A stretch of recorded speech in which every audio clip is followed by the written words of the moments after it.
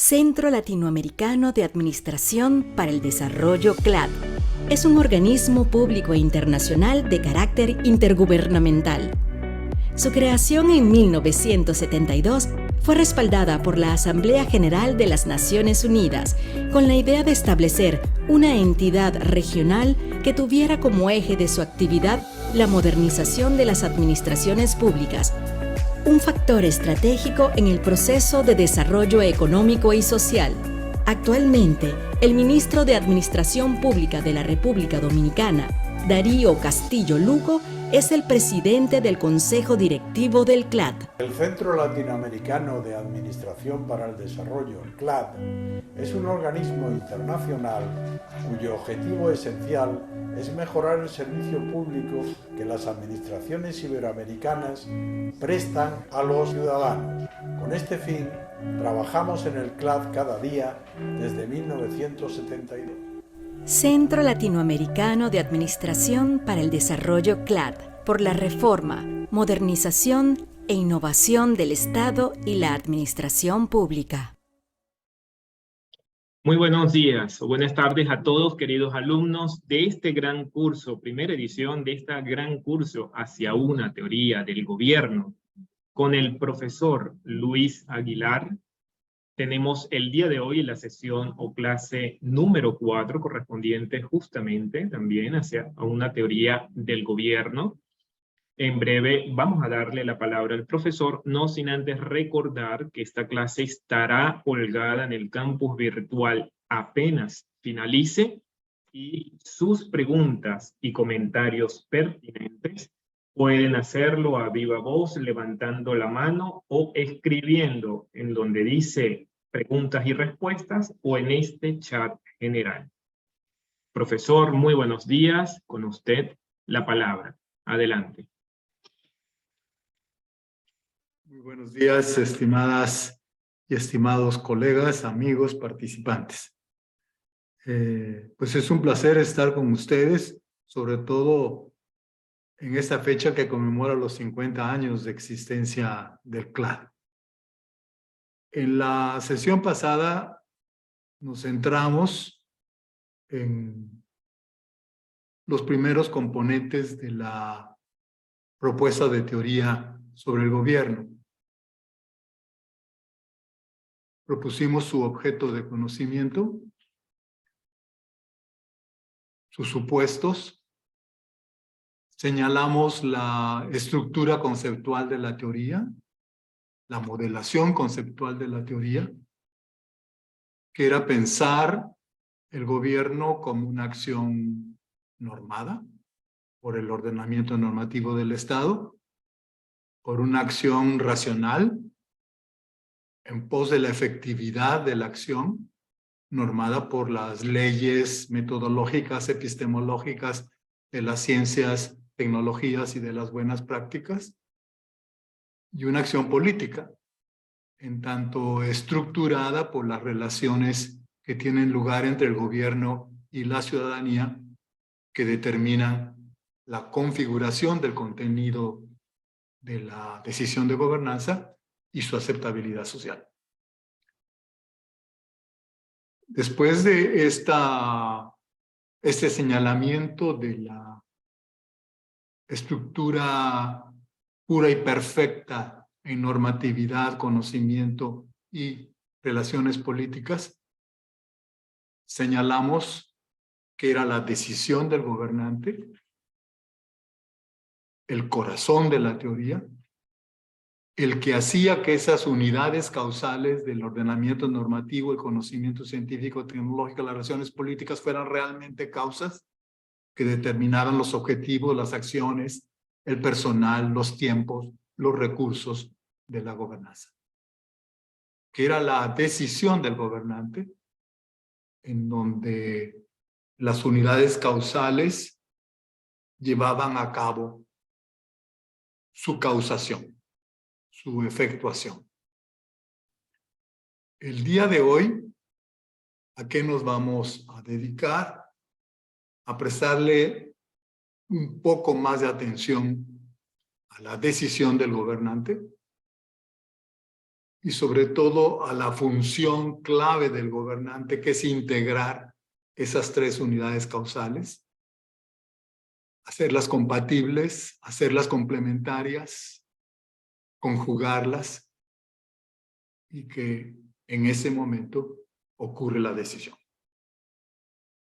Una vez que trabajemos sobre la integración de las tres unidades causales por el gobernante, entraremos más específicamente en el señalamiento de lo que son las variables causales que empíricamente desagregan las unidades causales y los indicadores empíricos para conocer, observar, tal vez medir la efectuación de esas variables. Entonces, en la primera parte trabajaremos en la integración y en la segunda parte trabajaremos en las variables causales y en los indicadores empíricos de esas variables causales, de tal manera que esa teoría no sea solo una especulación, sino, como insistimos en la vez pasada, juegue el papel de conducción, facilitación, estructuración de los estudios empíricos de las gobernanzas factuales o en la práctica de las gobernanzas factuales. Abriría la sesión con un documento que les fue enviado y que se llamaba como conclusiones de la sesión 3.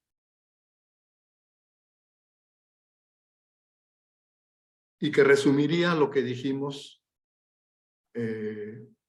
en la sesión pasada.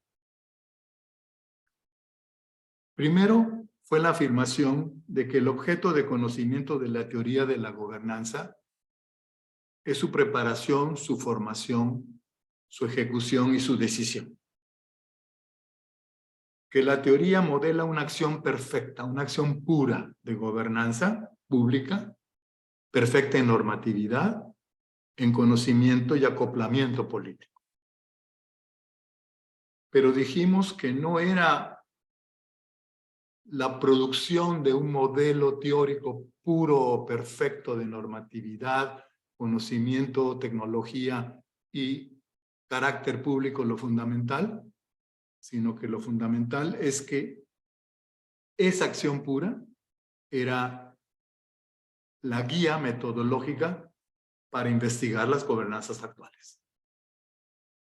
Yo estoy estudiando política educativa, política ambiental, política de empleo, política de salud de un estado, de un gobierno local, de un municipio.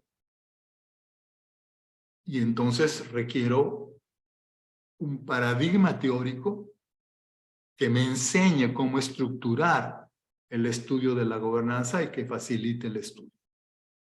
Por tanto, el objetivo de la teoría no es producir un concepto especulativo o normativo ideal, sino que toda teoría científica tiene como función orientar los estudios factuales. Y en nuestro caso, orientar el diseño de las gobernanzas factuales y contribuir a su mejoría. En segundo lugar, dijimos que la teoría de la gobernanza refiere a un contexto social de estabilidad institucional y política. Estamos estudiando el gobierno del Estado en condiciones institucionales y políticas estables, ¿sí? En la que se presentan naturalmente divergencias, cuestionamientos, desacuerdos, conflictos sobre los objetivos, las acciones, los costos de la gobernanza, pero en la que los sujetos sociales no están cuestionando al Estado, al orden constitucional del Estado, ni están cuestionando la legitimidad de los poderes públicos y del derecho del gobernante a gobernar. Y que entonces es un debate sobre la gobernanza, pero no es un debate sobre el Estado que la gobernanza gobierna. En tercer lugar, dijimos que la teoría se integra por 4 unidades causales: el ordenamiento normativo del Estado, el sistema de conocimiento existente en una sociedad, las relaciones políticas establecidas entre el gobernante y los ciudadanos, y finalmente la decisión integradora y concluyente del agente gubernamental. ¿Se acuerdan que en ese momento discurrimos en la relación entre estructura y agencia, que es típica de las ciencias sociales? Y nuestra posición, o mi posición, a la consideración y crítica de ustedes, es que las estructuras no son causas a menos que la agencia, que el agente gubernamental, las examine, las pondere, las valore, las seleccione, las acepte y las integre. ¿Sí? O sea, la estructura política, la estructura institucional, la estructura económica, todo lo que ustedes quieren llamar, se vuelven causas de la gobernanza, causas determinantes del contenido de la gobernanza, sola a condición que el agente gubernamental, después de examinarlas, valorarlas, ponderarlas, las acepta y las integra y las hace causas reales de la gobernanza.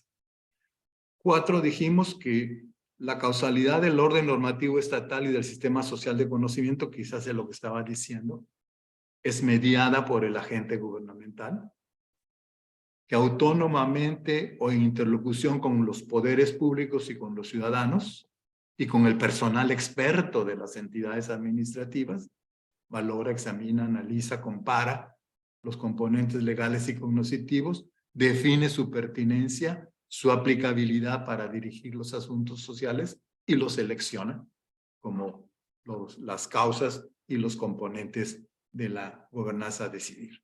Adelante. 5.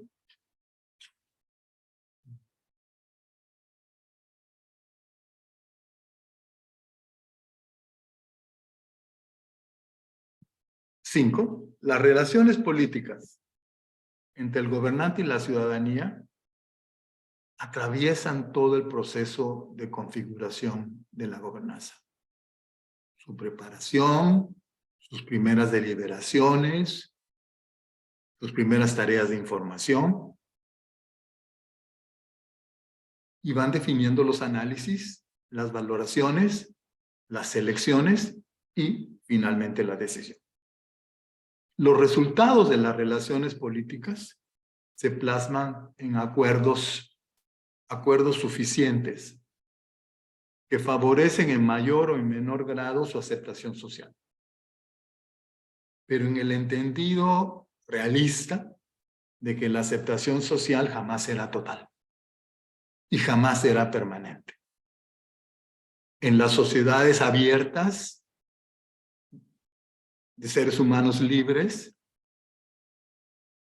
las preferencias son plurales y son discordantes, y resulta quizás ideal, pero no realista, pensar que todas las gobernanzas, todas las políticas públicas serán aceptadas totalmente en todos los asuntos por todos los ciudadanos. Esta idea de efectividad exigentísima, de efectividad total en todos los asuntos para todos los ciudadanos, no es sustentable. Pero sí es sustentable que se llegue a acuerdos suficientes que hace que las políticas tengan aliados, tengan sostenedores, aunque evidentemente tengan críticos, discordantes y objetores. Ahora, las 4 unidades causales son el parámetro conceptual que orienta metodológicamente el diseño de las investigaciones sobre las gobernanzas actuales. Y gobernanzas factuales que en los regímenes políticos se vuelven patrones de gobernanza del gobierno en determinados asuntos. Tú puedes decir que por muchos años en este país o en esta provincia o en este departamento la política educativa o la ambiental o la de salud ha seguido determinados patrones de conducta. Entonces, la teoría no es el fin, sino es el principio para los conocimientos causales de las gobernanzas factuales. Como veremos dentro de un momento, las 4 unidades causales, las 3 estructurales y la 4ª de la agencia se desagregan en variables específicas. En variables específicas que a través de sus respectivos indicadores o descriptores empíricos son verificables, observables y mensurables. La teoría abstracta, pura, perfecta, tiene sentido, tiene utilidad cognoscitiva porque ayuda a producir conocimientos factuales empíricamente observables, empíricamente verificables, comprobables y hasta mensurables, ¿sí? Entonces, véanlo en cualquier teoría de ciencia natural, pero aún en las ciencias nuestras, las teorías están en función de la explicación de los hechos sociales empíricos, concretos, materiales, cambiantes, contingentes, que ocurren día a día. Pero la propuesta, y ahí tendremos un momento de debate, y quizás ustedes después, si ya lo han estudiado, me pueden objetar o me pueden ayudar a aclararme, o si no, pues los incito a hacerlo. Van a ser un número restringido de variables. Porque si ustedes han seguido las ideas de Governance Matters o de Good Governance, de buena gobernanza del Banco Mundial, o si han seguido las ideas de Universidad de Gotemburgo sobre la calidad del gobierno, les puede desconcertar el excesivo número de variables. 700, 800, 900 variables en el caso del Banco Mundial, aunque esas variables muchas son realmente indicadores y subindicadores, o bien las 18 unidades temáticas con más de 1000 y pico variables de la Universidad de Gotemburgo. En cambio, se reduce más el número de variables en la calidad de la democracia, de Diamond y Morlino, y también se reduce más en los estudios del Latino Barómetro. Y yo estoy más por el lado del Latino Barómetro, de tener pocas variables y pocos indicadores de observación, medición de esas variables, y no esos cientos de variables que Banco Mundial y Universidad de Gotemburgo proponen. Pero evidentemente es objetable. Pues dicho esto, que era el recordatorio de la sesión pasada, entramos a la sesión de hoy, ¿sí?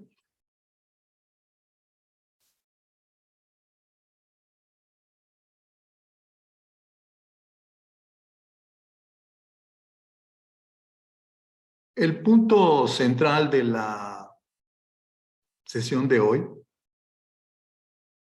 y quizás hasta redundante, es que las unidades causales son causas, realmente. Que las unidades causales ejecutan su causación por la decisión del agente gubernamental. Por la decisión del agente gubernamental. El agente gubernamental es el que hace que esas unidades causales sean efectivamente causas. Que pasen de la potencia al acto, como diría Aristóteles. Que pasen de ser posibles causas a ser reales causas. Claro que todos estamos de acuerdo que no se puede gobernar a menos que, las decisiones de gobernanza sean legítimas, sean efectivas y sean socialmente aceptables. Esto nos queda claro. Una gobernanza solo tecnocrática, pero indiferente a la ley e indiferente a la demanda social, bueno, puede ofrecer resultados, pero esos resultados serán cuestionados por ser ilegítimos o por no ser representativos y responsivos en las aspiraciones sociales. Entonces, las estructuras normativa, causal y política son causas porque el gobernante las examinó, las estudió, ponderó su aplicabilidad, ponderó su idoneidad para producir los efectos intencionados,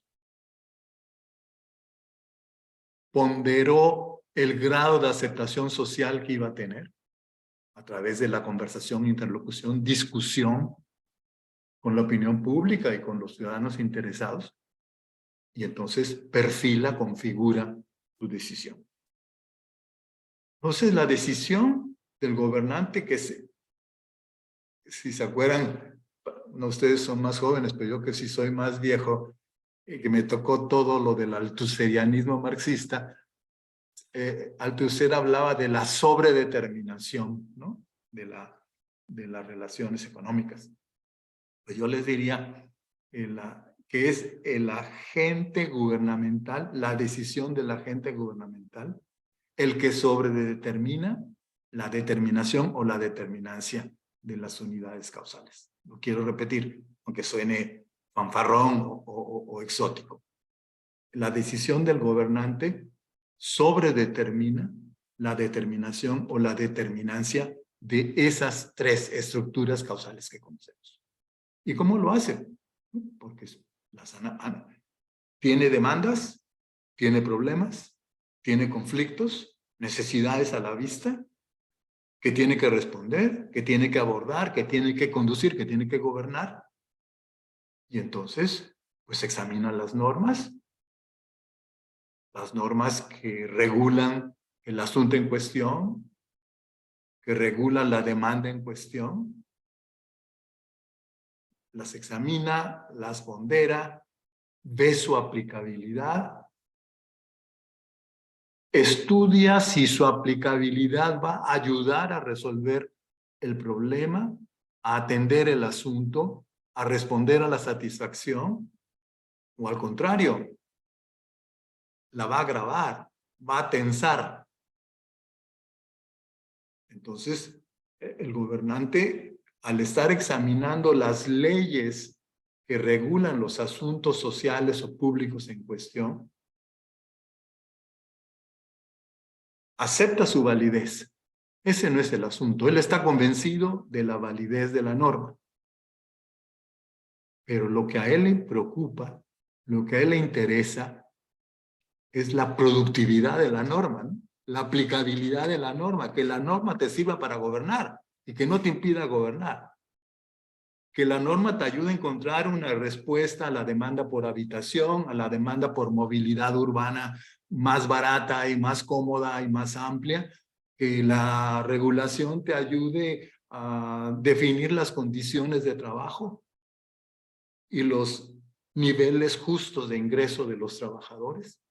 Eso te tiene que ayudar la norma. Entonces, el gobernante estudia la norma para ver su aplicabilidad, su productividad, su aporte al gobernar, ¿sí? Y él, con sus asesores jurídicos o con los expertos jurídicos, pues te dicen si es aplicable bajo estas condiciones, si es aplicable con esos instrumentos, si es aplicable, o bien, tienen que hacer reinterpretaciones de la norma correctas, consistentes, no contradictorias, no artificiosas, no manipuladoras, pero sí reinterpretaciones que te ayuden a entender la aplicabilidad de la norma.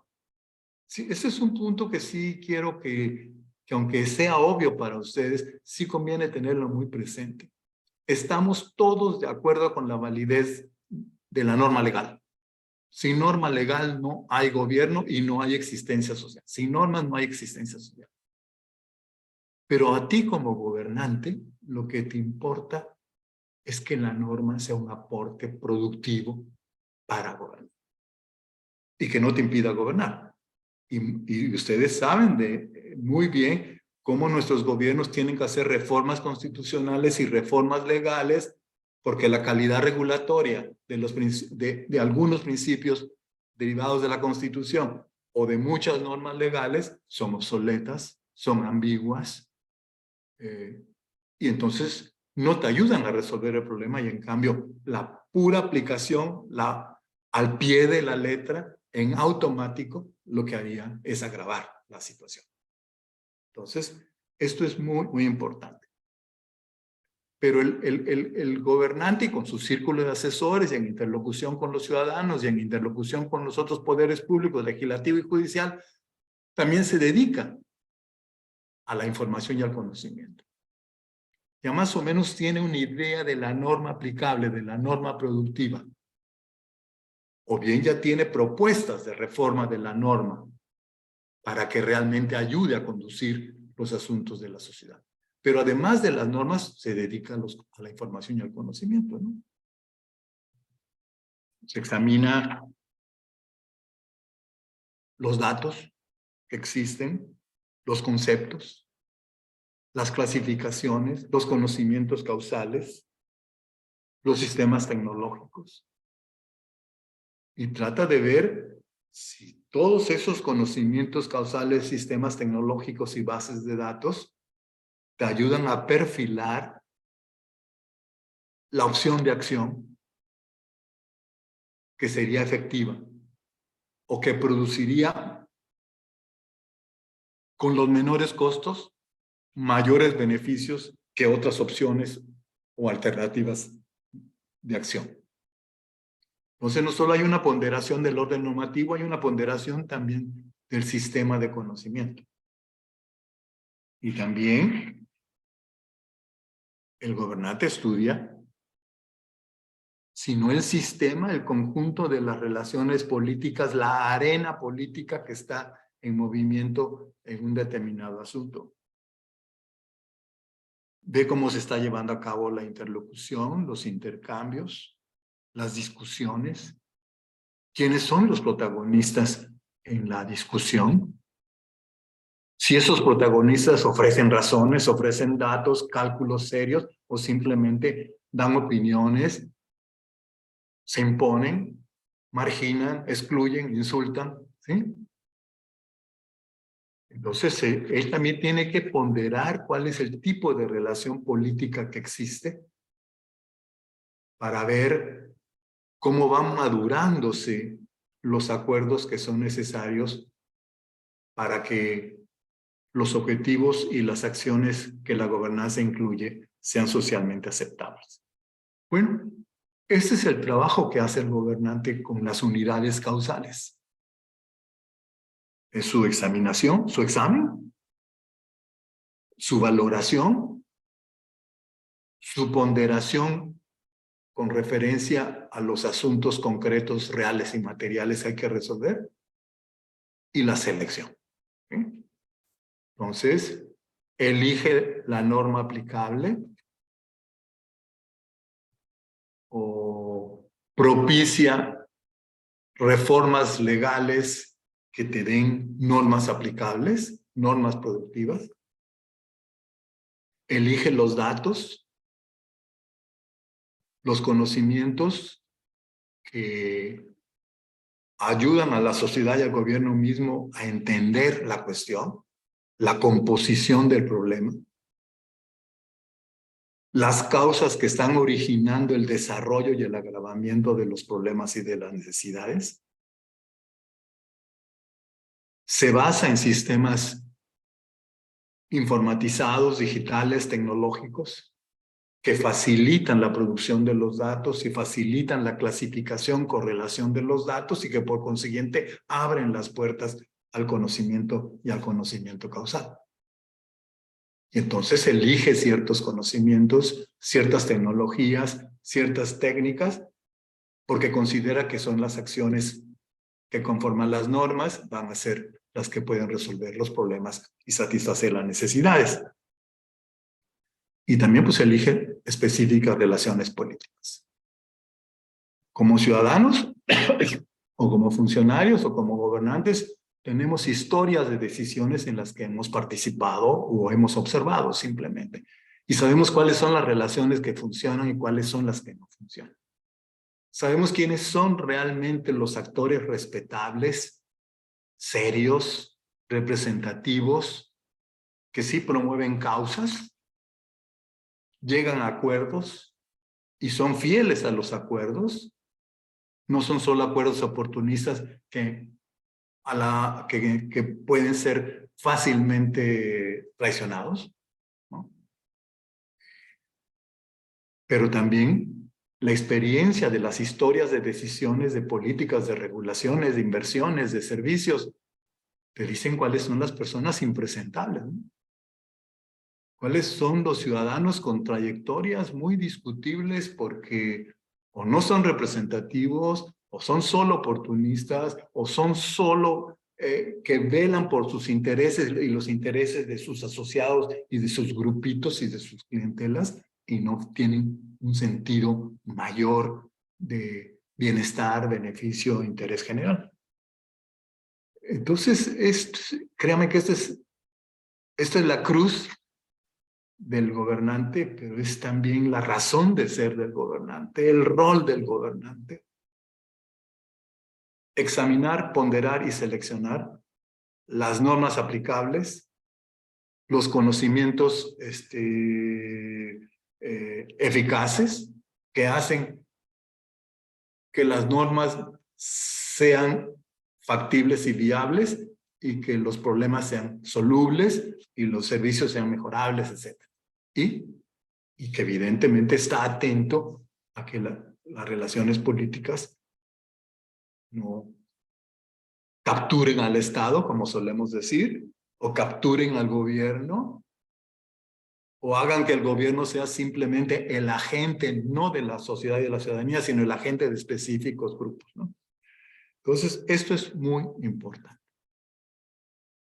Y en ese trabajo de examen, ponderación, selección, se culmina este trabajo con la integración de las tres unidades, de las tres elecciones. El gobernante, no quiero entrar a la teoría de decisiones, ¿no?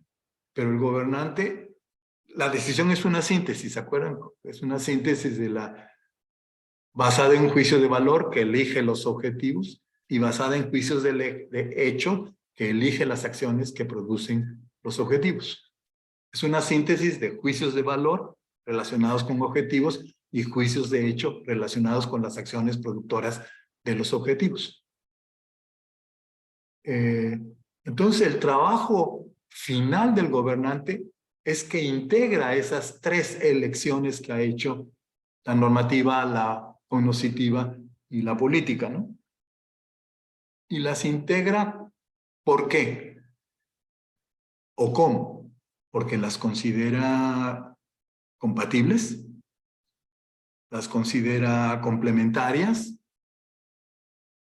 por consiguiente, no las considera contradictorias,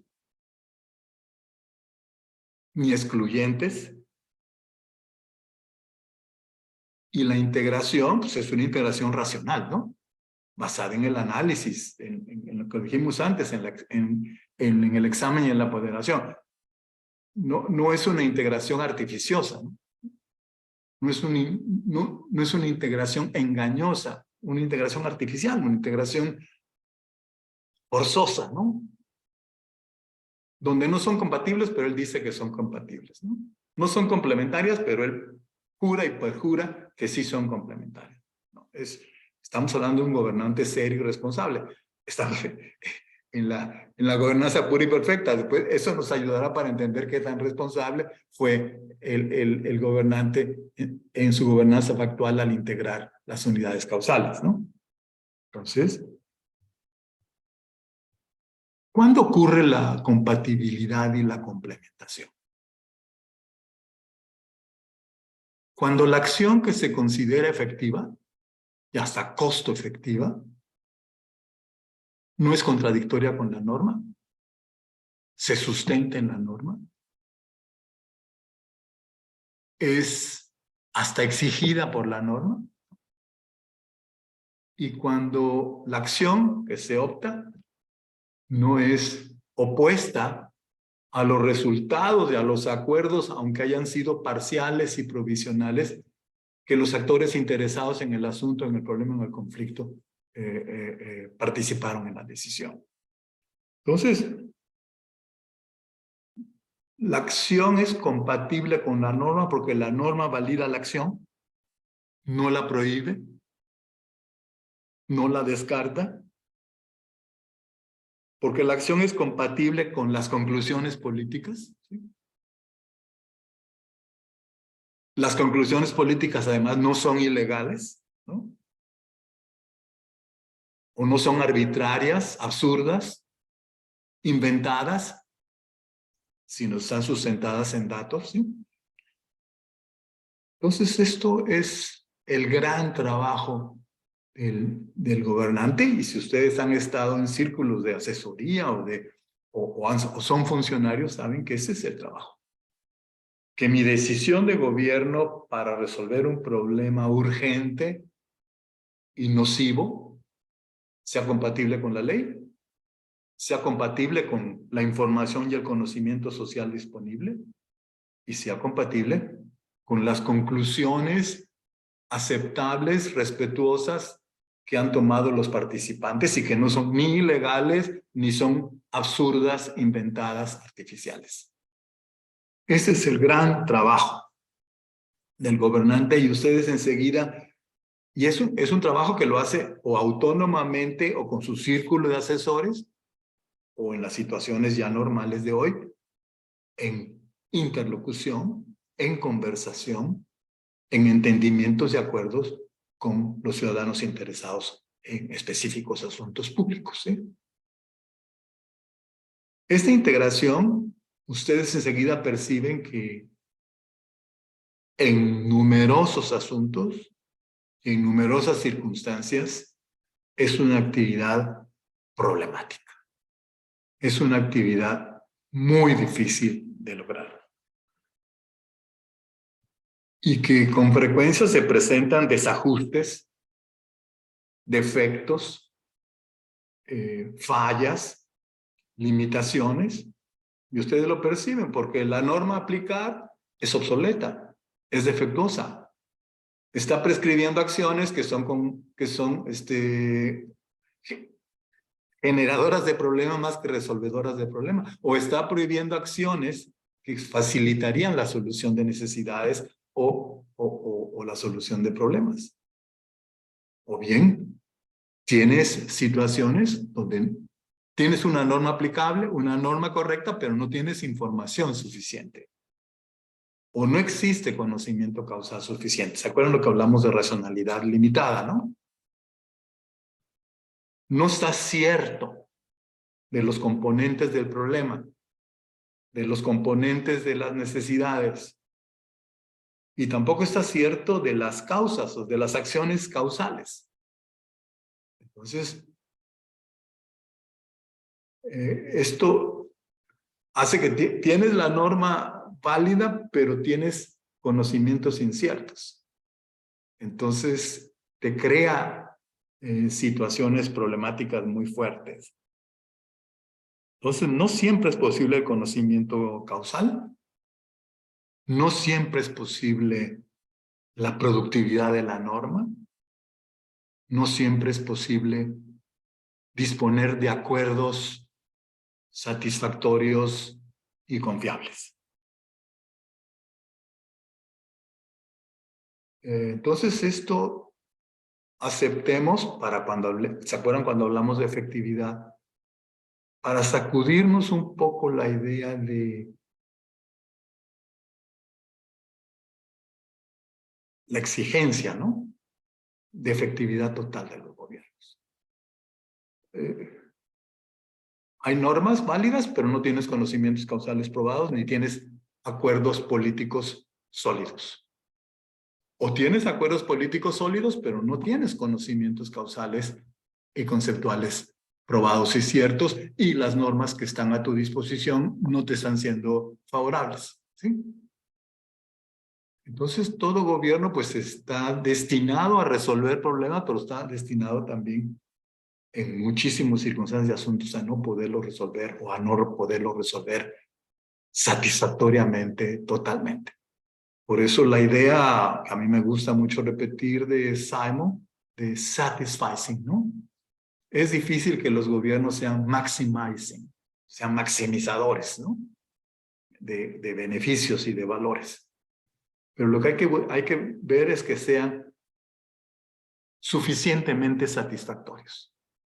Que los resultados, los efectos de sus acciones sean razonablemente aceptables, sean suficientemente satisfactorios. Decían, esto no es, que digan, no, esto no es una tontería, no agravó el problema, no incrementó la desigualdad, ¿sí?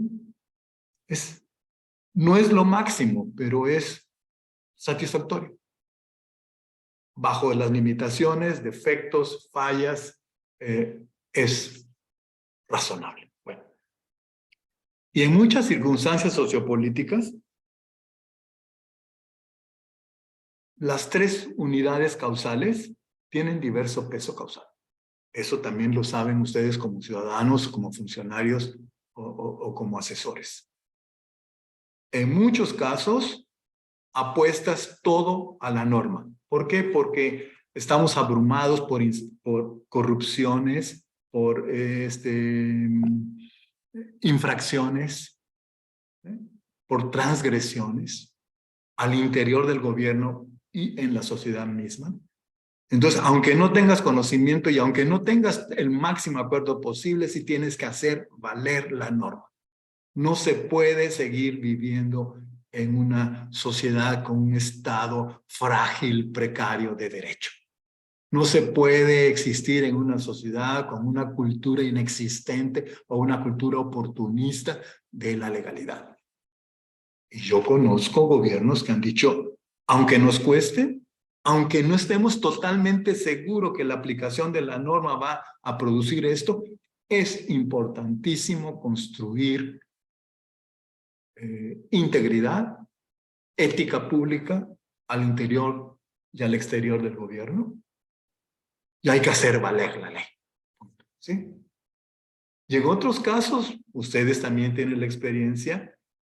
No. Lo que importa es que seamos efectivos.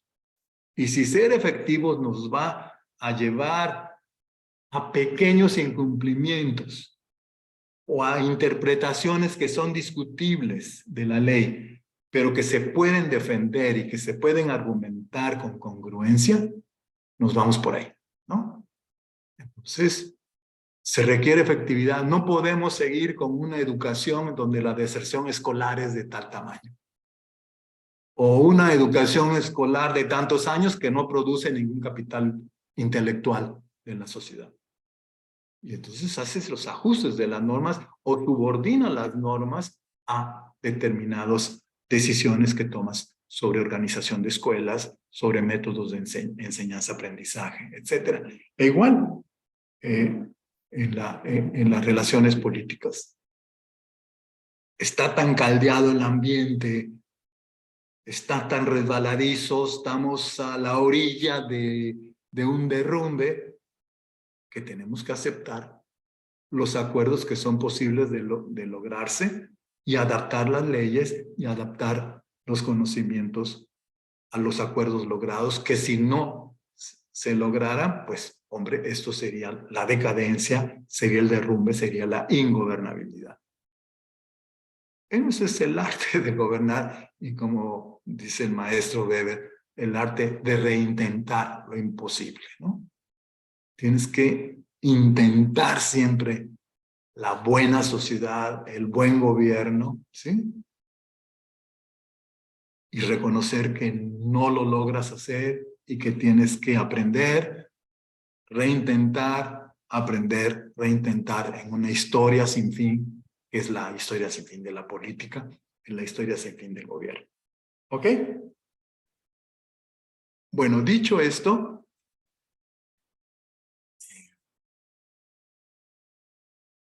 ok.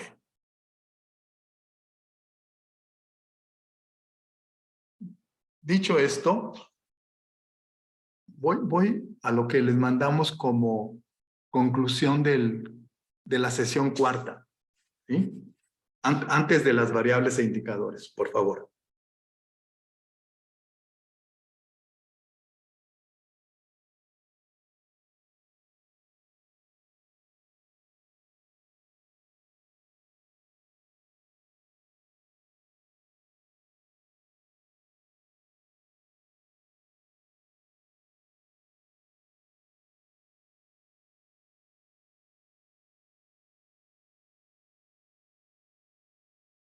En la pasada sesión hubo un colega con una muy buena intervención que hablaba que, bueno, estas cosas deberían traducirse en enunciados específicos, ¿no?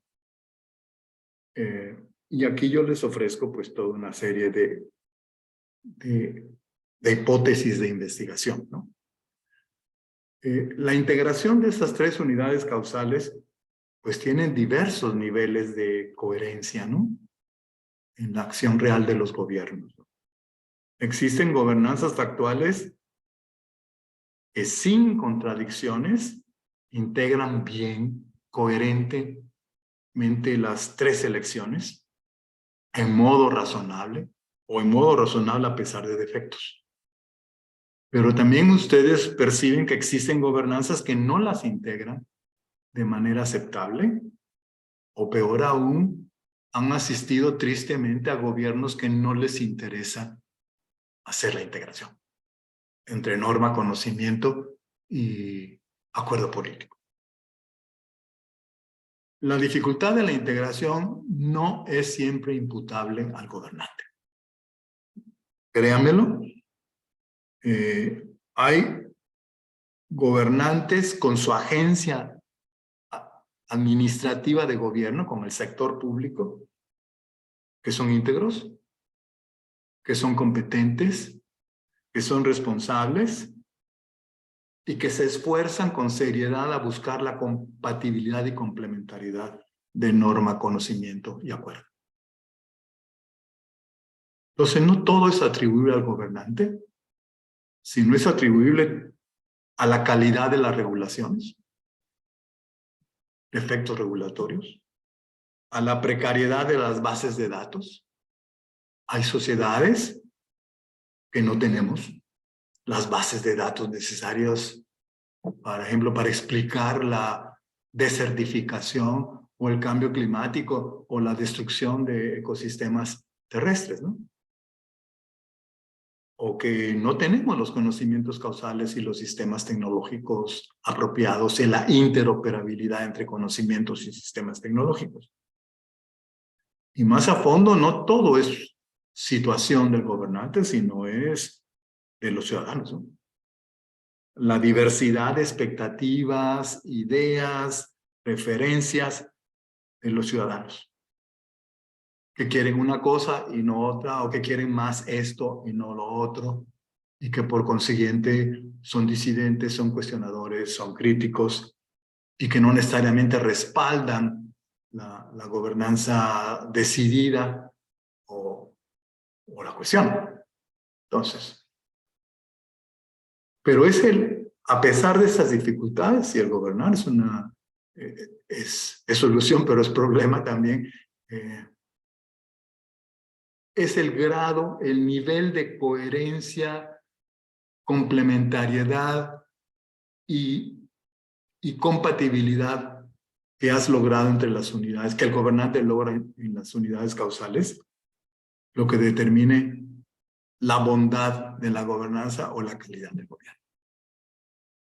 Es el grado de integración que ha alcanzado el gobernante, lo que hace que puedas decir, esto es un buen gobierno, o este es mejor gobierno que el pasado, o este municipio gobierna mejor que el otro municipio, ¿no? Y es lo que te determina la calidad del gobierno. Si las elecciones de las tres unidades causales y su integración ha sido satisfactoria, es lógico que su calidad sea mayor respecto de las gobernanzas factuales mediocres o fallidas que no se ocuparon de hacer la integración o que amañaron la integración.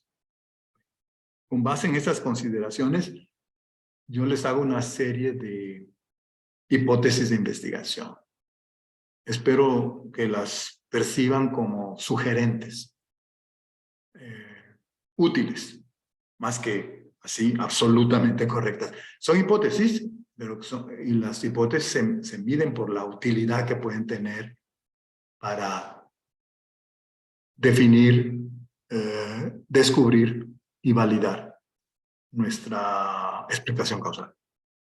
Primero, a mayor integración de las unidades causales por razón de su compatibilidad y complementariedad, es mayor la legitimidad, la efectividad y la aceptabilidad social de la gobernanza decidida.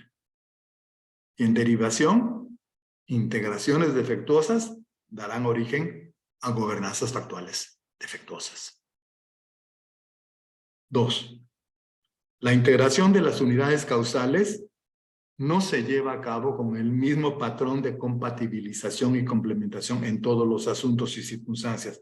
No toqué este punto, pero ustedes sí lo perciben, ¿no?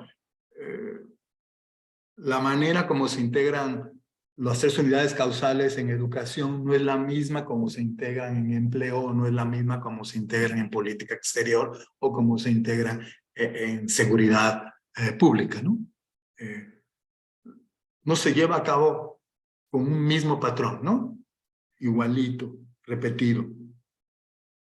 Entonces la gobernanza se caracteriza por otorgar a algunas unidades causales una mayor preponderancia e importancia en algunos asuntos, circunstancias y demandas sociales. Lo que dijimos, ¿no? Mayor énfasis en la norma que en los costos o en los conocimientos, o mayor énfasis en los acuerdos que en los costos y conocimientos. La causalidad normativa de la gobernanza, si desvinculada de la cognoscitiva y la política, asegura sin duda la legitimidad de las acciones decididas, pero probablemente será inefectiva. No tendrá una aceptación social suficiente y será cuestionado en algún grado por la carencia de resultados acordes con las demandas y expectativas. 3 o 4. La causalidad cognoscitiva de la gobernanza, si queda desvinculada de la valorativa normativa y de las relaciones políticas, muy probablemente alcanzará efectos y resultados, pero probablemente no tendrá una aceptación social suficiente por la ilegalidad de su producción y porque sus efectos y resultados no fueron suficientemente representativos, no fueron acordes con las demandas y expectativas de los sectores ciudadanos. 5. La causalidad de las relaciones políticas, si queda desvinculada de la valorativa normativa y de la cognoscitiva, muy probablemente dará origen a una gobernanza aceptable, a una gobernanza factual aceptable y satisfactoria, particularmente para los ciudadanos que se identifican con ese asunto o con esa demanda y que influyeron en el gobernante en su decisión. Pero no será valorada como gobernanza de calidad pública por otros sectores de la ciudadanía a causa de la ilegitimidad y al hecho de que sus beneficios se confinan al círculo de los interesados en el asunto. 6. La causalidad normativa y la cognoscitiva unidas, sin respaldo político suficiente, asegura sin más el derecho del gobernante a decidir, a tomar la decisión de la gobernanza, a justificarla y a ejecutarla.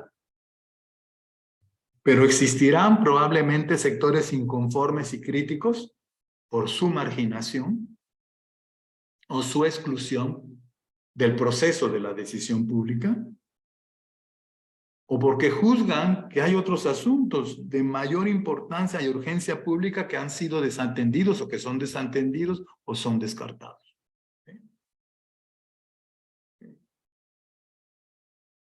Ahora, la causalidad normativa y la política unidas, pero sin información y conocimiento causal apropiado, asegura el derecho del gobernante a tomar la decisión de gobernanza, a ejecutarla y a justificarla, pero seguramente será inefectiva y será cuestionada por su ausencia de resultados, con implicaciones negativas para la confianza de la sociedad en el gobernante. Por último, la causalidad cognoscitiva y la política unidas, sin validación normativa, dará origen a una gobernanza factual probablemente satisfactoria y aceptada por los actores participantes que se identifican con el asunto o tienen interés en él, pero no será valorada como gobernanza pública por el conjunto de la ciudadanía a causa de su ilegitimidad y por el hecho de que sus beneficios se confinan al círculo de los interesados, con la probabilidad de que los costos se extiendan a los demás sectores. Como ven, toda esta cosa de la propuesta teórica, ahora que la vamos desagregando, ya cuando salga el libro, ahí ustedes lo leen y me mandan después sus observaciones para mejorarlo en una segunda edición, va tomando forma, ¿no? Y creo que lo que hemos dicho tiene sentido y te orienta en la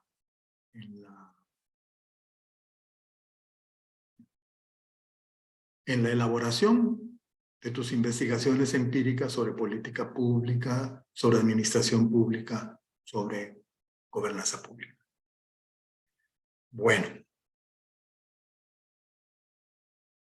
Ahora entremos a la segunda unidad.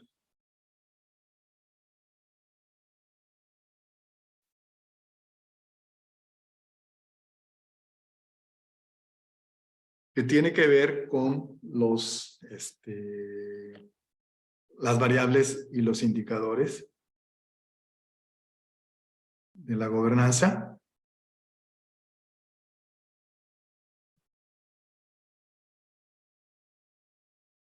Y por consiguiente con su componente de observación, comprobación y medición empírica.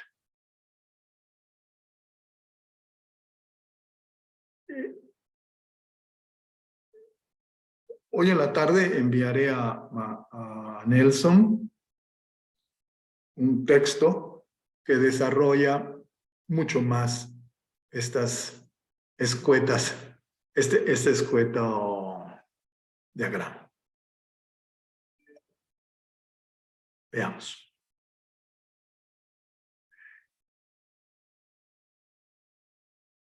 Hasta este momento te dijeron, la gobernanza tiene que ser una acción normada, tiene que ser una acción observante del ordenamiento normativo del Estado. Pero, ¿cuáles son empíricamente las variables causales que tú consideras te harían posible conocer que el gobernante está decidiendo una acción normada y está siendo fiel, leal y observante de la normatividad? ¿Sí?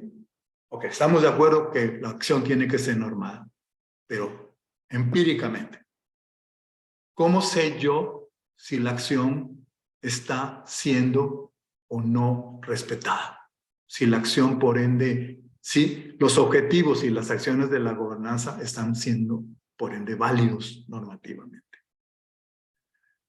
Pues yo creo que las variables causales que te permiten conocer la observancia del ordenamiento normativo del Estado son los siguientes. Son 5. Los valores y principios constitucionales que reconocen y garantizan los derechos humanos y las libertades de los ciudadanos, y el conjunto de las leyes que preservan y regulan el ejercicio de los derechos y las libertades. Otra variable causal son las leyes que determinan las atribuciones y facultades del Poder Ejecutivo y las leyes que regulan las actividades del agente gubernamental. Otra variable, las leyes que regulan las actividades de las entidades de la administración pública, mediante las cuales el gobierno gobierna a la sociedad, ¿no? El gobierno gobierna a la sociedad mediante las entidades de la administración pública. 4, que va a ser fundamental, las leyes que regulan la materia del asunto que es objeto de la demanda ciudadana y es objeto de la gobernanza. 5, las leyes que regulan la participación ciudadana en los asuntos públicos. Todas estas cosas que leí, principios constitucionales, facultades de atribuciones del gobernante, leyes que regulan la materia de la demanda social y de la gobernanza y participación ciudadana, son todas importantes y decisivas. Pero la 4, que es las leyes que regulan la materia del asunto que es objeto de la demanda ciudadana y objeto de la gobernanza, es la determinante. ¿Sí? Si tu gobierno, al observarlo, al estudiarlo, no está observando o no ha hecho reinterpretaciones coherentes y sustentables, no está observando las leyes que regulan la materia de la demanda en empleo, en ambiente, en igualdad, en movilidad, en habitación, en infraestructura. Si no está observando esas leyes, pues no puedes decir que su gobernanza actual sea correcta, sea normativamente correcta, sea fundada, ¿no? ¿Y cuáles serían los indicadores? Para conocer, aunque todos lo que dije antes son importantes para conocer que las leyes que regulan la materia del asunto está siendo observado o no. Bueno, podríamos decir muchas cosas. Los indicadores empíricos de las variables normativas refieren a las acciones del agente gubernamental que evidencian la observancia de los principios constitucionales y las leyes del ordenamiento normativo del Estado. En positivo, los indicadores para saber esto, pues eso, observar que el gobernante, los funcionarios y los ciudadanos participantes en la elaboración y ejecución de la decisión pública están observando las atribuciones gubernamentales, acatan las normas relativas a la materia de la gobernanza y que su actuación se caracteriza por la legalidad, la integridad, la transparencia, la rendición de cuentas, etc. En negativo, los indicadores relevantes que tú vas a idear, que tú vas a construir, son los que te hacen ver que los gobiernos cometen actos discrecionales, actos discriminatorios, hechos de corrupción, ocultamiento de la información, oposición a la participación de los otros poderes públicos y de los ciudadanos. Y claramente han tomado decisiones que por los objetivos que persiguen y por las acciones que ejecutan, no están respetando cabalmente las normas que regulan el asunto. ¿Sí? Entonces, la acción normada, el ordenamiento normativo del Estado, tú lo puedes desagregar en 5 variables causales, concentrarte particularmente en la 4 que dije, la ley que regula la materia de la demanda del asunto público a gobernar, y creas ideas. ¿Estás metodológicamente equipado o eres suficientemente inteligente para saber cuáles son los indicadores que te van a hacer leer, conocer, observar si el gobernante y los ciudadanos participantes y los funcionarios participantes están respetando o no esos valores, principios, facultades y leyes? Entremos al segundo. Las variables causales del sistema social de conocimiento. ¿Cuáles son? Pues ya lo imaginan ustedes. Las bases de datos sobre los hechos o realidades sociales que son objeto de la demanda social. Los métodos de procesamiento analítico de los datos, ¿no? Estadísticos, algorítmicos. Pero además de las bases de datos, otra variable causal son los conocimientos causales, ¿no? De las ciencias naturales y sociales, sobre la composición y origen de los asuntos sociales en cuestión. Los métodos, los métodos aceptados de experimentación, investigación documental, investigación de campo, los métodos de validación de los resultados y de cálculo de los efectos y costos en las operaciones. La existencia social de instituciones públicas y de personal público que poseen y producen conocimiento experto en los asuntos y problemas que son objeto de la gobernanza. La evaluación de las acciones, los productos y los resultados de la gobernanza que te definen el grado de calidad de los productos y el grado de realización de los resultados y efectos intencionados. Y también el aprovechamiento de las conclusiones de la evaluación para corregir supuestos, datos, cálculos, etc. La interlocución del agente gubernamental con los ciudadanos, dado que el agente gubernamental no necesariamente posee todo el conocimiento y requiere la participación y el intercambio con la inteligencia social, con la inteligencia de la sociedad. Bueno, de todos estos que dije, la variable causal 2, los conocimientos causales, que te explican el origen, la composición y el desarrollo de los problemas, de los asuntos que son objeto de la demanda social, es el determinante. Entonces, como decíamos antes, tienes que crear los indicadores empíricos que te permitan saber si y en qué grado el agente gubernamental autónomamente o en colaboración con funcionarios y con ciudadanos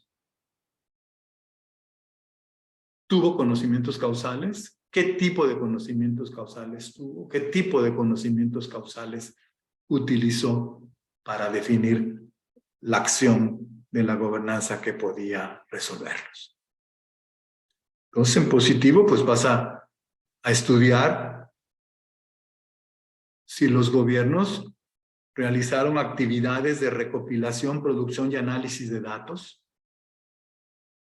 si incorporaron modelos causales probados, si realizaron intercambios de información y conocimiento con las organizaciones de la inteligencia social, si emplearon sistemas tecnológicos idóneos e interoperables, y en negativo, por si no lo quieres leer en positivo, sino en negativo, los indicadores que vas a construir pues se van a referir a las acciones que ponen de manifiesto que los gobernantes y sus funcionarios carecen de datos, o no les interesa, o los menosprecian, que desconocen los modelos causales de las ciencias y tecnologías, que desconocen las historias de éxito de otros gobiernos en esos asuntos, las buenas prácticas, las mejores prácticas, ¿no?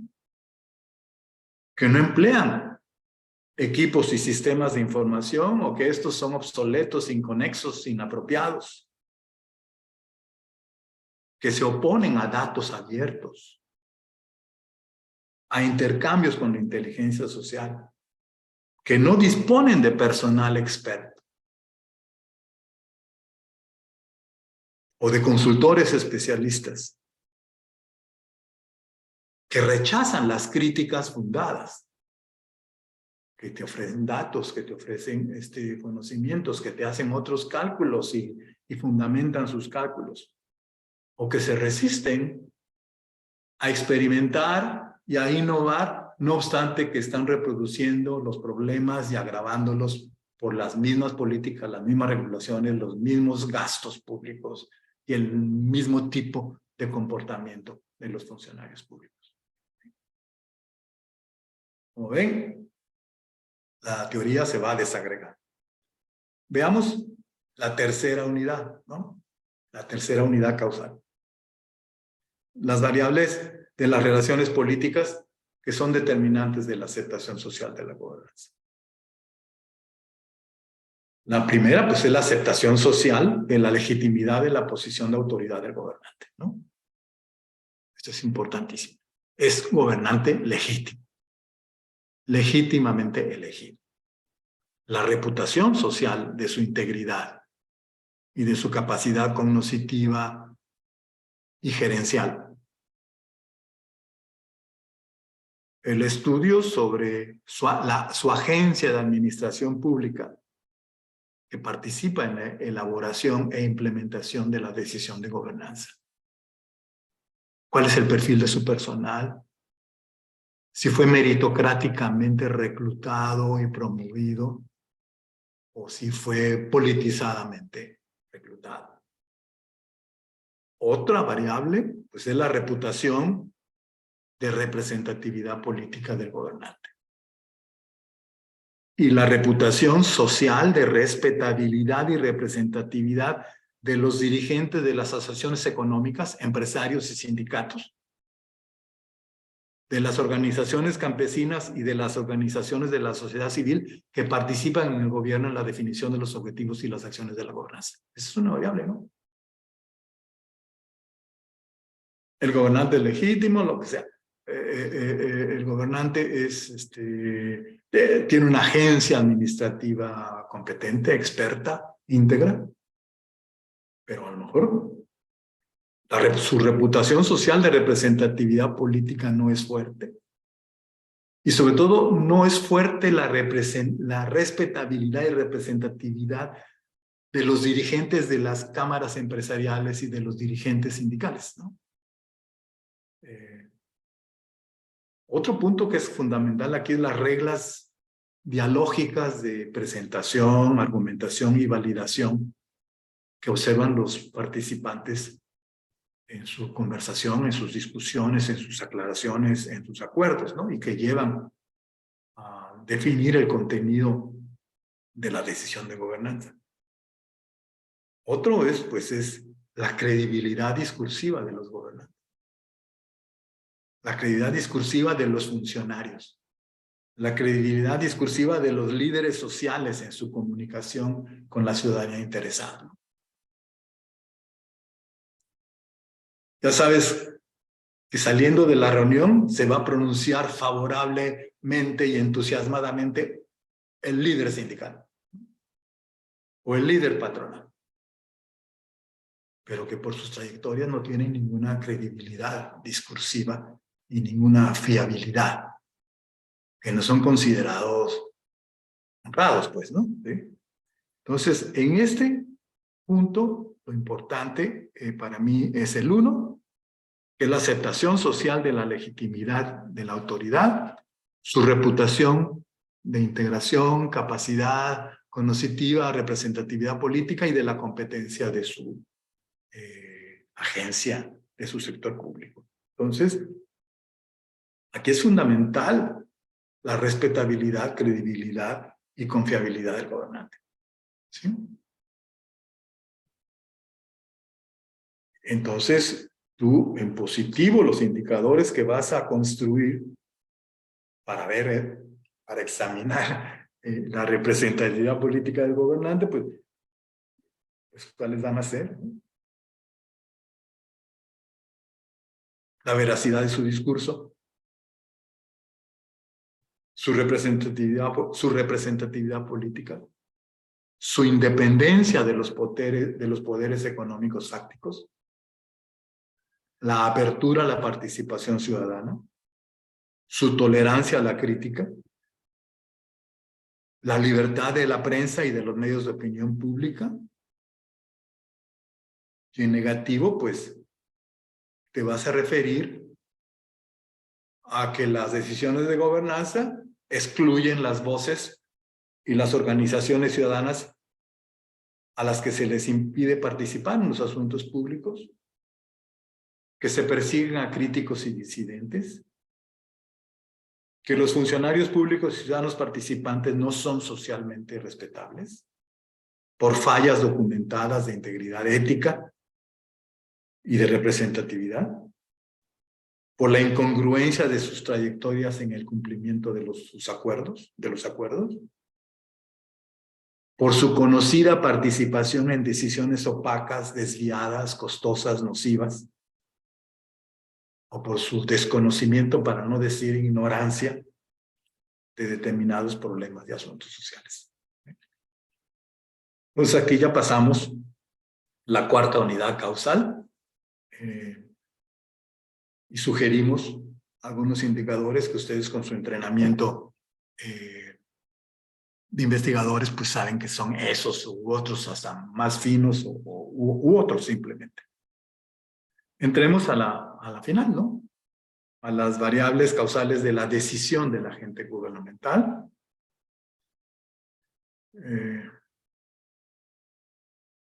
Pues la selección, pues, ¿cuáles son? La selección de las leyes aplicables. La selección de los datos, conocimientos y sistemas tecnológicos idóneos. La selección de las conclusiones de la interlocución política del gobierno con los ciudadanos que son sustentables y que favorecen la gestión del asunto. 4, la comunicación con la ciudadanía para informar, explicar, justificar la decisión de la gobernanza. Pues aquí, la fundamental es la manera como se seleccionaron las normas, los conocimientos y las conclusiones políticas y la manera como se hizo la integración. Y en positivo, pues ustedes ya pueden imaginar los indicadores, ¿no? Pues son las acciones que manifiestan que el agente gubernamental sí ha estudiado, ha examinado las normas, los conocimientos y las conclusiones del intercambio político y que las ha integrado coherentemente en su decisión de gobernanza. En negativo, los indicadores son los hechos que manifiestan la indiferencia u oposición del gobernante y ciudadanos a la aplicabilidad de la norma legal, a los requisitos lógicos y metodológicos de la ciencia y de los sistemas tecnológicos, y a la indiferencia u oposición a las conclusiones políticas.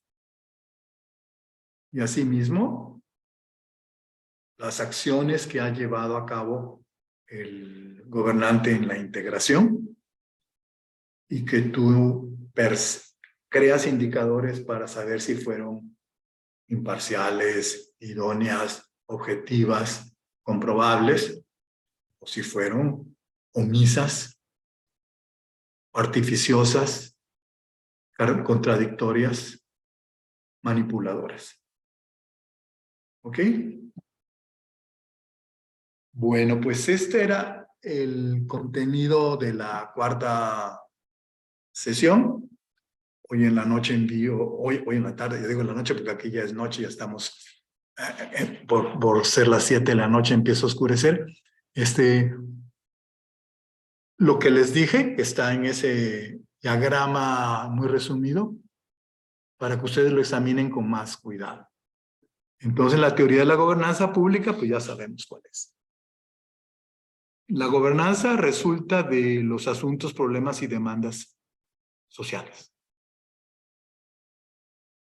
Y la gobernanza es una respuesta a esos asuntos, problemas y demandas, pero esa respuesta es una acción de respuesta, pero esa acción es normada, está sujeta al ordenamiento normativo del Estado.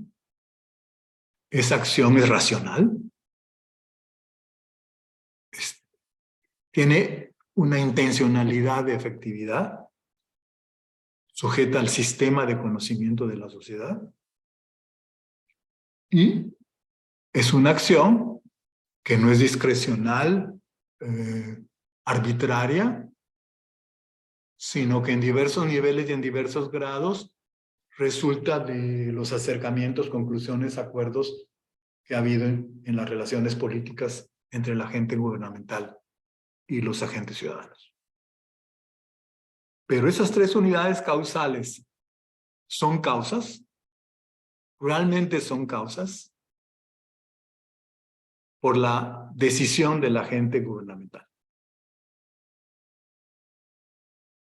que decidió que las normas de la legislación eran aplicables, que decidió que determinados datos y conocimientos causales eran idóneos para realizar los objetivos y los valores públicos, y que decidió que determinadas conclusiones de las relaciones políticas eran apropiadas, afines y respaldaban, ¿no? Y esa decisión de la gobernanza ocurrió por la integración de normas, conocimientos y conclusiones políticas. Y la integración fue posible por razón de su compatibilidad y complementariedad. Entonces, todo gobernante, lo sepa o no lo sepa, lo haga reflexiva o irreflexivamente, deliberada o inercialmente, está integrando, bien o mal, correcta o incorrectamente, avanzada o recesivamente, normas, conocimientos y acuerdos políticos. Entonces la calidad de la gobernanza va a depender de la calidad de las normas, de los conocimientos y de las conclusiones políticas y de la calidad como el gobernante las integró. ¿Sí? Entonces tú tienes buenos gobiernos cuando los gobernantes integraron correctamente normas que eran aplicables, conocimientos que eran idóneos y conclusiones políticas que eran facilitadores de ser socialmente aceptadas. Pues esto es la teoría y como vimos, desagregamos ordenamiento normativo, desagregamos sistema de conocimiento, es decir, las 4 unidades causales las desagregamos en variables y propusimos a su consideración, y ustedes pueden seguir con más finura adelante en los indicadores empíricos para observar, comprobar y medir las variables causales. Y entonces producir buena gobernanza, calidad de la gobernanza, buen gobierno. Pues ahora sí, quedo a sus órdenes. Muchas gracias. Muchísimas gracias, profesor, por su gran sesión del día de hoy. Por favor, a todos los participantes que tengan dudas o comentarios, pueden activar, levantar la mano para si lo quieren hacer a viva voz. Mientras tanto, o de manera escrita, donde dice preguntas y respuestas, o en el chat general. Hay un comentario y son 2 comentarios por ahora. Mientras se los leo al profesor, cualquier otro puede ir o escribiendo o activando levantar la mano. Ahí el siguiente comentario, profesor. No dice quién lo realiza, así que en el chat la persona cuando lo lea puede identificarse. Creo que la frase clave que resume esta propuesta de teoría del gobierno puede ser la siguiente, abro comillas, el grado que alcance la integración de las 3 elecciones determinan la bondad y la calidad de la gobernanza, cierro comillas. Convendría destacarla todo lo posible. El problema es la integración por el agente de las 3 dimensiones, de cómo la logra y qué obtiene como producto. El segundo comentario, profesor, es de César Cruz, indicando que va a enviar un documento, un comentario sobre la clase para su consideración y aporte sobre esta teoría.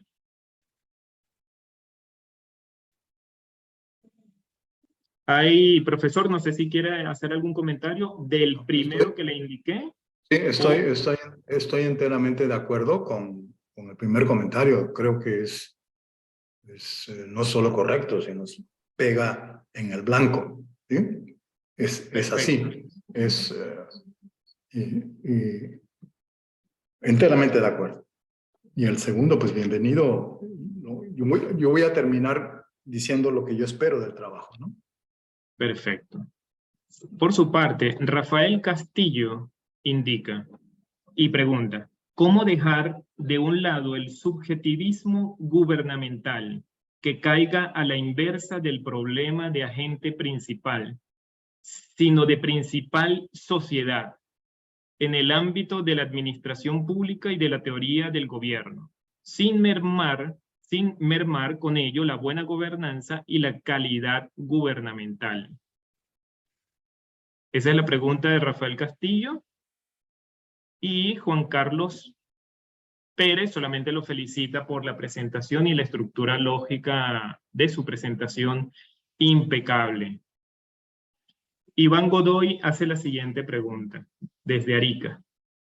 Estimado profesor, si la gobernanza es también la posibilidad de la ciudadanía en inferir en la gestión pública, ¿cuál ha sido la aplicación de la Carta de Lisboa en América Latina?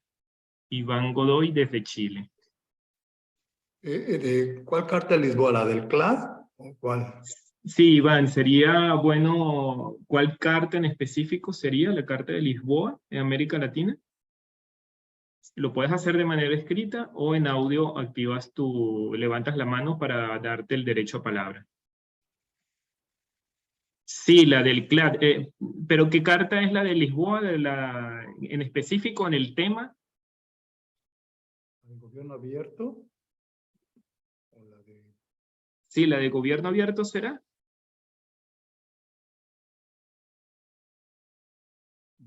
Bueno, mientras Iván va respondiendo, o nosotros buscando cuál fue la de Lisboa en específico, si quiere, va comentando la anterior pregunta.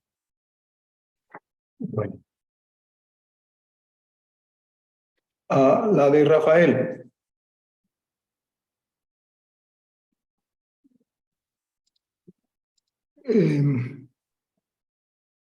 Como investigadores, ¿no? Como estudiosos de los asuntos públicos, tenemos que reconocer que los agentes gubernamentalmente tienen dimensiones subjetivas, ¿no? Y que es nuestro estudio, y particularmente, como nos dijeron antes, del modo como selecciona e integra las 3 unidades causales,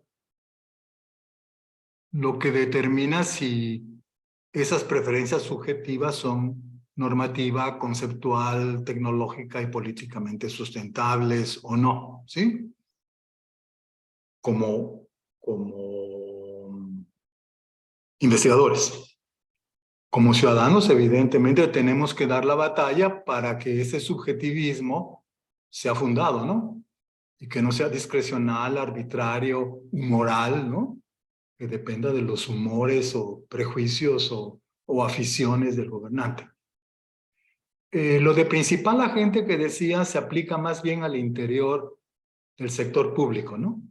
Y esto es interesante que lo hayas dicho y creo, bueno, yo he escrito sobre eso, que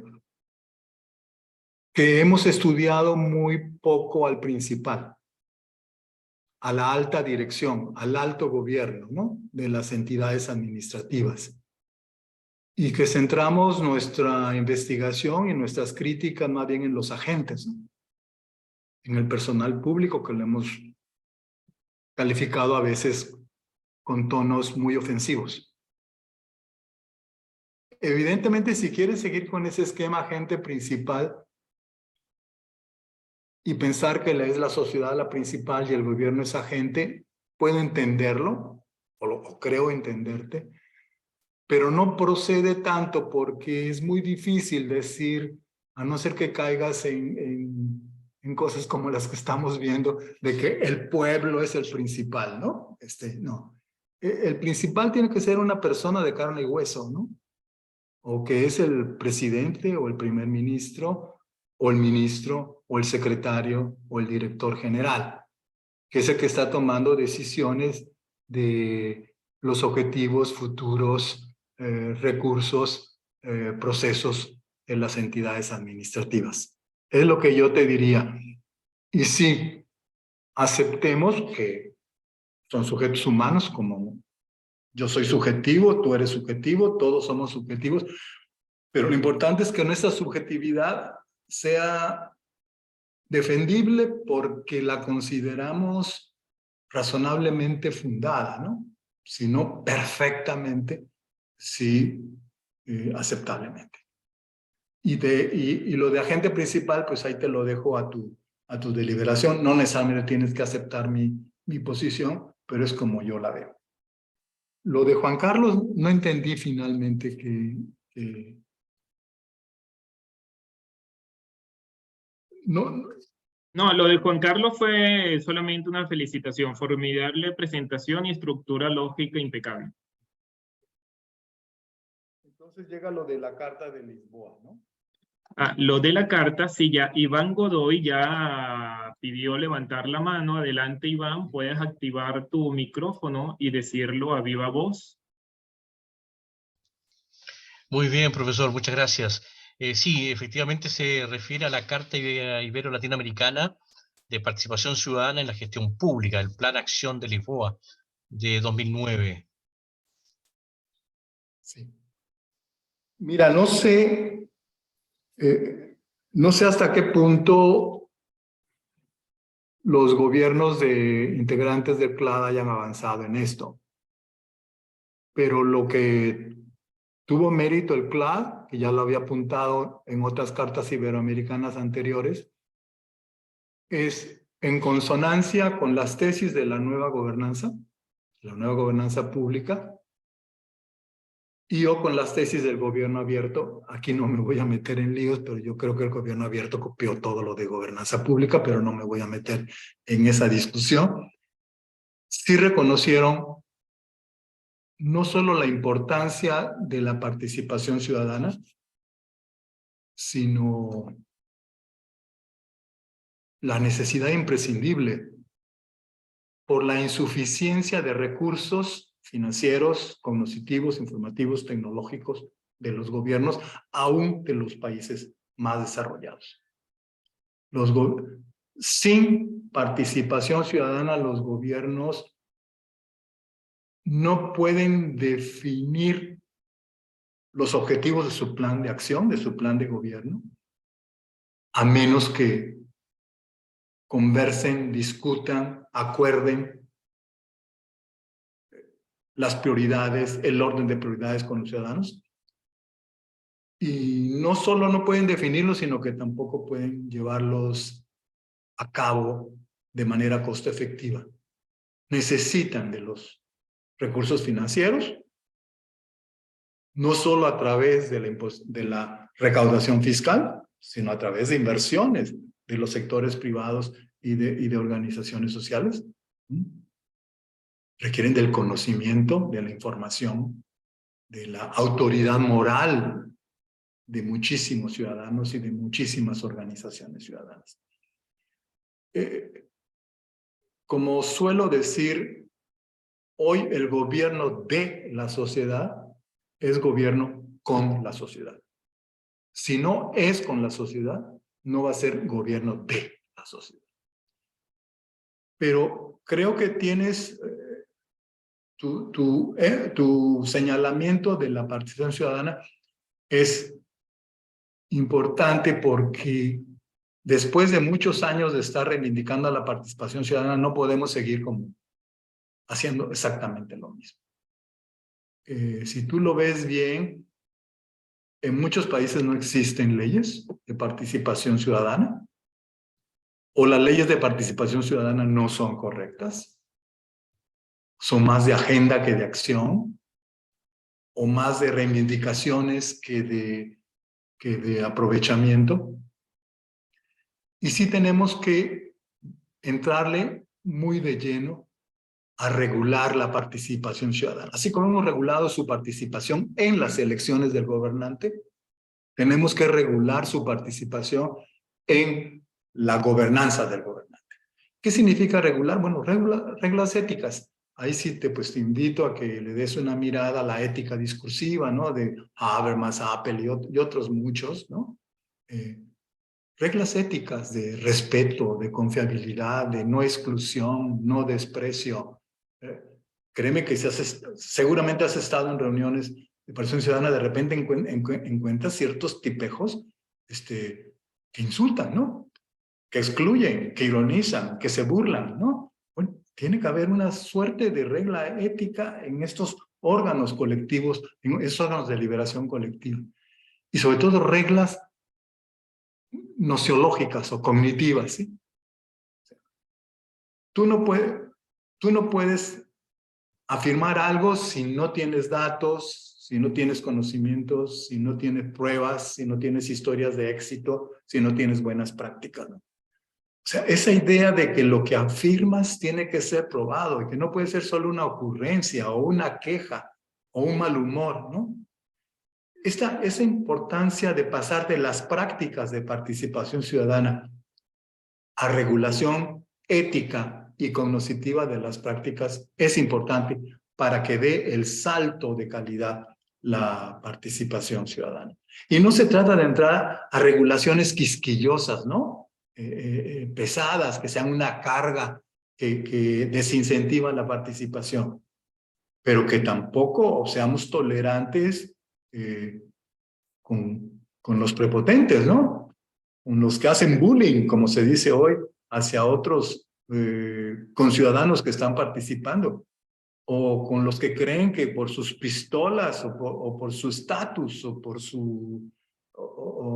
lo que sea, pueden afirmar lo que se les pegue la gana y exigir que el gobierno les haga caso, aún sin datos, aún sin cálculos, aún sin conocimiento. Este es el punto que yo sí te diría que tendríamos que ser mucho más duros en la aplicación de la Carta de Lisboa. Dar un salto, no quisquilloso, repito, no reglamentista, ¿no? A reglas éticas. O sea, participación ciudadana significa que tienes que hacer A, B y C en las relaciones con los demás y tienes que hacer A, B y C en tus afirmaciones, en tus críticas, en tus propuestas. ¿Sí? Si no, la participación ciudadana es más testimonial, pero no es efectiva, no es producente.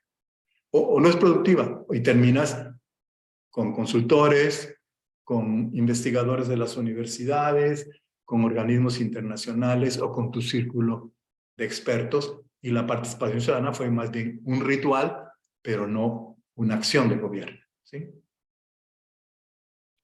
Muchísimas gracias, profesor. Ya estamos sobre tiempo, nos da la oportunidad para una intervención más de manera oral. Por favor, CLAD 22, y le recordamos a los alumnos que al ingresar al Zoom colocar su nombre para poder identificarse de una manera adecuada.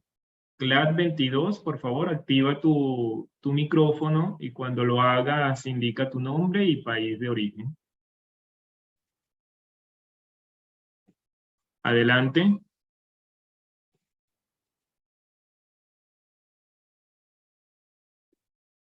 Vale. Juan Carlos Pérez, habías indicado algunos comentarios. ¿Quieres activar tu mano y decirlo a viva voz? Lo puedes hacer levantando la mano.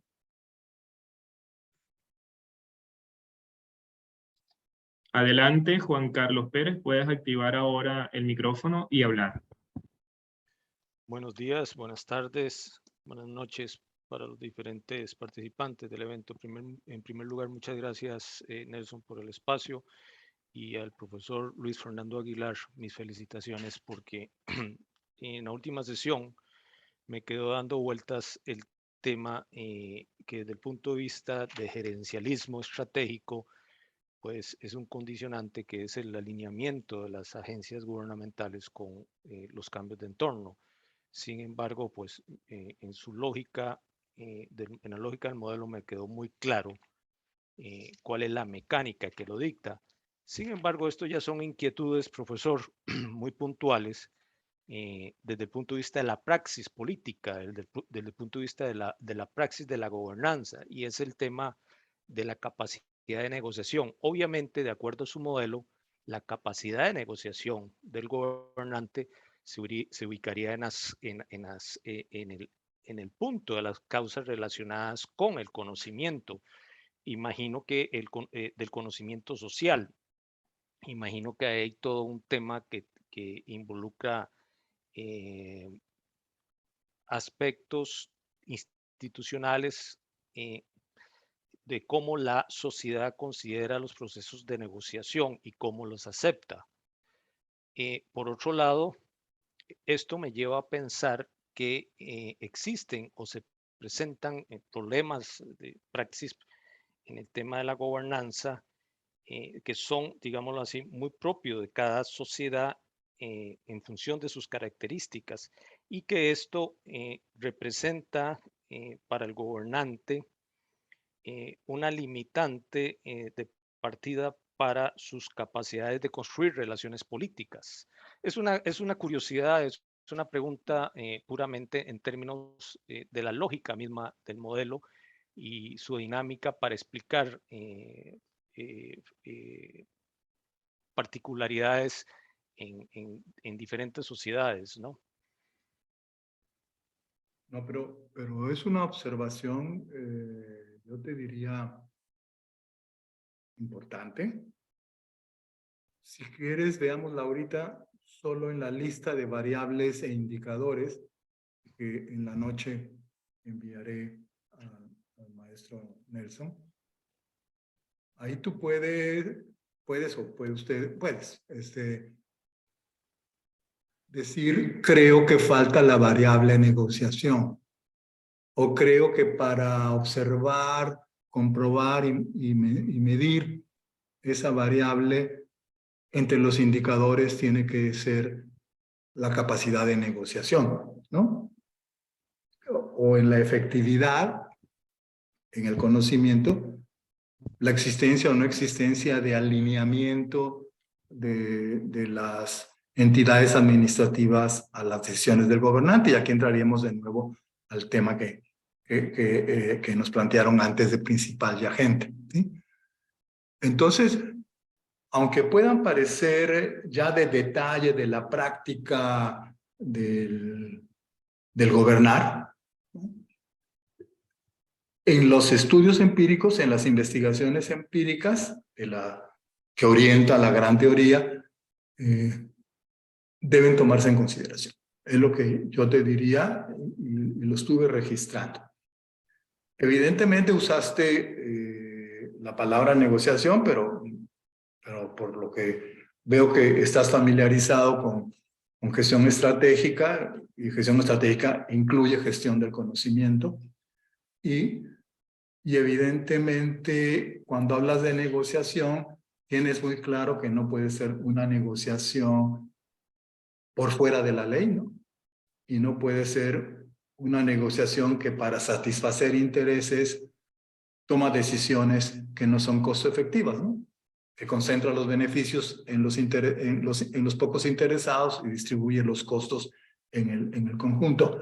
Entonces, lo que tú dijiste, creo, para incorporarlo, yo lo incorporaría en las variables y en los indicadores. Y ya lo he registrado y lo tengo presente. Si vas a la primera sesión, recordarás que cuando hago la fenomenología de la gobernanza, digo que es una acción intencional, una acción causal, una acción social, una acción contextual y una acción estratégica, ¿sí? Y entonces, eso me hizo ver hasta qué punto lo que había afirmado del carácter de la propiedad estratégica de la gobernanza después no se resalta en las variables y en los indicadores. Así que aprecio mucho, Juan Carlos, tu intervención. Muchas gracias, profesor.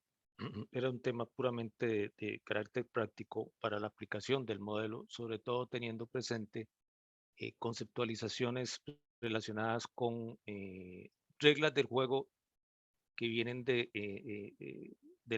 concepto tradicional de instituciones, ¿no?, que construyen a través de un tiempo, ¿no? Muchas gracias, Nelson. A ti. Muchísimas gracias, profesor. No hay otros comentarios, otras preguntas. De todas maneras, cualquier comentario o pregunta pueden hacérnosla saber sobre sus trabajos finales y también se las podemos reenviar con gusto al profesor Aguilar. Profesor, esas palabras finales que indicó que quería ofrecer. Sí. Estimadas y estimados amigos, miren, ustedes pueden suponer que no entiendo reprobar a ninguno. En México se dice que sería un profesor barco, o sea, no, pero sí quiero insistir en una cosa. Me interesa conocer su posición personal, su argumentación personal. Siéntanse libres, pero argumenten y defiendan lógica y argumentativamente sus posiciones. Como les dije, vayan al grano de las tres cuestiones que propuse. No me interesan citas, de veras no me interesan citas, no me impresiona ninguno de los autores que ustedes citen, porque seguramente ya los leí y de los que leí pues ya terminan en el acervo de la memoria o fueron ya descartados. Me interesan ustedes, su pensamiento sobre el gobernar.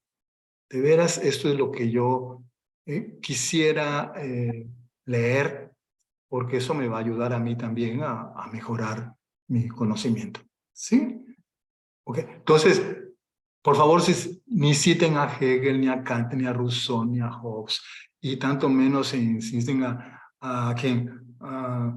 O'Donnell, a Villoria, a Ramió, a Aguilar, a Velázquez o a... No, olvidémonos de citar a autores, ¿sí? Es su cabeza la que me interesa, ¿sí? Y ustedes tienen la potencialidad y el conocimiento y el interés en el asunto público para decir cosas relevantes, ¿sí? Esto es lo que, perdonen que machacone. Si alguien quiere ser erudito, parta de la premisa que no me va a impresionar, ¿sí? Entonces, pero si alguien quiere ser analítico, partan de la premisa que sí me pueden impresionar y que es mi expectativa, ¿sí? Esto es lo que yo quería decirles, estimados amigos. Y nos vemos el próximo lunes, donde quizás en estos días me pondré en contacto con Nelson, porque queremos que sea una discusión sobre la teoría, pero sí queremos darle un cierto orden, ¿no? Para que temáticamente vayamos siendo específicos. Se valen críticas, son bienvenidas las críticas, se valen propuestas para avanzar, dudas, aclaraciones. Queremos que sea un muy bonito diálogo y para que cierre bien el curso. Gracias. Claro que sí, profesor. En estos días nos ponemos de acuerdo para esa sesión. Muchísimas gracias por su tiempo y su dedicación, así la de cada uno de ustedes, los participantes también, por su gran dedicación en este curso y en esos trabajos que, recordemos, como indicó el profesor, también va a ser los mejores trabajos, van a publicarse en un libro del CLAD, donde también va a estar un capítulo o un artículo del mismo profesor Aguilar. Muchísimas gracias a todos. Nos vemos en el campus virtual, donde vamos a colocar este video, esta grabación de la clase, y cualquier otra información vamos a estar avisando por allí. Muchísimas gracias a todos. Muchísimas gracias, profesor.